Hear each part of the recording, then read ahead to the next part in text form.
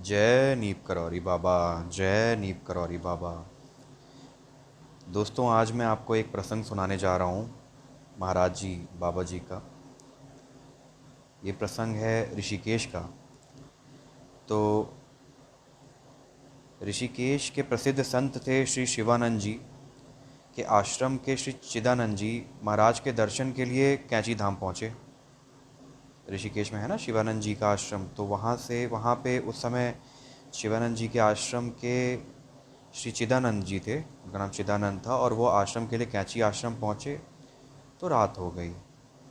उनके साथ आए हुए थे श्री योगेश बहुगुणा जी, और उन्होंने बाबा जी की सेवा में उनको 8 संतरे दे दिए।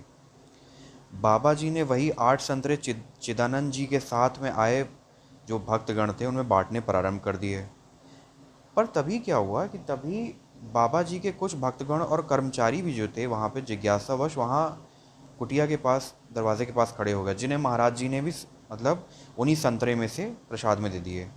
अब योगेश जी जो थे, योगेश बहुगुणा, जिन्होंने बाबा जी को 8 संतरे दिए थे, वो थोड़ा आश्चर्यचकित हो गए कि यार 8 संतरे 18 लोगों में कैसे बट गए। खैर, ये बाबा जी की एक बहुत बड़ी लीला थी। और ऐसी ही एक प्रसंग है मुकेश कुमार अग्रवाल का। ये भी छोटा ही बहुत प्यारा प्रसंग है। इसमें मुकेश कुमार अग्रवाल, जो कि पुत्र थे भवानी शंकर के, वो एक बार क्या हुआ, ट्रक में आटे की बोरी लेकर अल्मोड़ा में जिला आपूर्ति अधिकारी के पास जा रहे थे। महाराज जी का यह भक्त जब कैंची पहुंचा, अल्मोड़ा से रास्ता पड़ता है ना, तो जब कैंची पहुंचते हैं वो, तो बाबा जी उनको रुकवाते हैं। बाबा जी फिर पूछते हैं कि कहाँ जा रहा है। तो तो वो बोलते हैं कि महाराज जी, पिताजी ने जिला पूर्ति अधिकारी के लिए आटे के बोरे भेजे हैं, वही लिए जा रहा हूँ। तो बाबा कहते हैं कि एक काम कर, 6 बोरी आटा हमें दे जा। बाबा जी बोलते हैं। तो अब मुकेश कुमार अग्रवाल क्योंकि बाबा के भक्त थे, तो थोड़ी देर वो सोचते हैं, और फिर वो सोचते हैं, फिर कहते हैं ठीक है महाराज जी।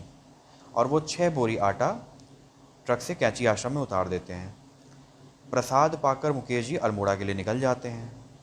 मार्ग में सोचते रहते हैं कि चालान में जो होगा, जो संख्या लिखी है बोरों में, उसमें अब 6 कम हो गई, क्या होगा क्या होगा। थोड़ा परेशान होते हैं, लेकिन फिर सोचते हैं कि चलो महाराज जी हैं, वही संभालेंगे। अल्मोड़ा पहुंचते हैं तो थोड़ा सा वो उनके दिमाग में ये चीज़ें रहती है कि 6 बोरी आटे का क्या होगा। तो वो मुनीम जी को सारा सामान सौंपने की हिदायत देते हुए कहते हैं कि रसीद ठीक से ले लेना और जो हो मुझे बता देना।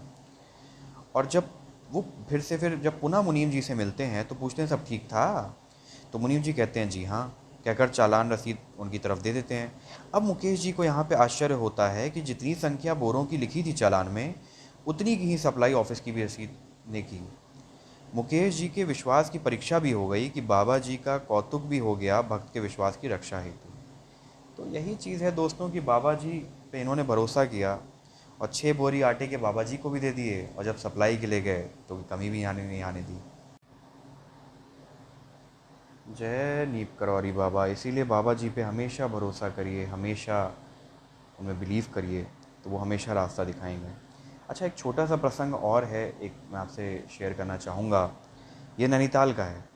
तो नैनीताल में एक शिवदत्त जोशी थे, श्री शिवदत्त जोशी। उनके घर पे भक्तों बाबा जी बैठे थे और सारे भक्तगण उनको मतलब घेर के बैठे हुए थे। तो हैडा खान बाबा के बारे में चर्चा चल रही थी कि किस तरह नैनीताल में उन्होंने पानी को घी की तरह प्रयोग करके हवन में यूज़ किया था, इस्तेमाल किया था। तो हैडा खान बाबा जी पर चर्चा प्रारंभ होते ही बाबा जी भी जान गए कि हैडा खान बाबा जी का यह प्रसंग भी उठेगा। और तभी वो वहाँ से, बाबा जी नीम करौली बाबा भी क्या कर रहे थे कि चम्मच से पानी निकाल निकाल के दीपक एक जल रहा था उसके ऊपर डाल दे रहे थे, और बीच में कथा सुन रहे थे और अच्छा अच्छा करके लोगों से बात कर रहे थे। तभी भक्तों ने देखा कि यार, बत्ती के ऊपर पानी पड़ते ही उसकी ज्योति बुझ जाने के बजाय और भी ज्वल होकर भड़क उठती है, मानो घी पड़ रहा हो उस पर।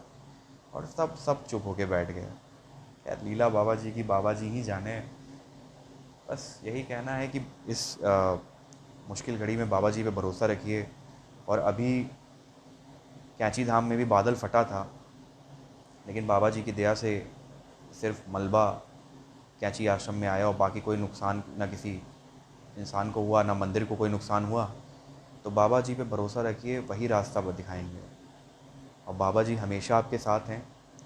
कभी भी उनको याद करना, अपनी आँख बंद करिए, उनको याद करिए, वो हमेशा आपको रास्ता दिखाएंगे।